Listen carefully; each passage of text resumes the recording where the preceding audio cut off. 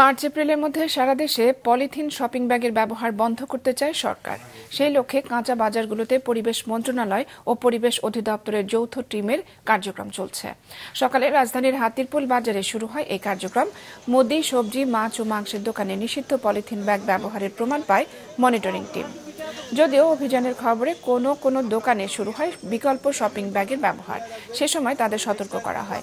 Monitoring টিমের পক্ষ থেকে জানানো হয়, এ পর্যন্ত 218টি অভিযানে 438টি প্রতিষ্ঠানকে 28 লাখ টাকার উপরে জরিমানা করা হয়েছে। উৎপাদনের বিরুদ্ধে আমাদের ব্যবস্থা নেওয়া হচ্ছে। আমি বলি, তাহলে মাঠে এত পলিথিন কি করে? আচ্ছা, এটি তো একেবারে এই মুহূর্তেই যদি বলেন যে পুরোটা মানে কি বলে যে শূন্যের কোঠায় নামিয়ে আনতে হবে, সেটা তো একটা প্রক্রিয়াগত পদ্ধতি আছে, সেটা নিয়ে খুব শীঘ্রই আপনারা সুফল পাবেন।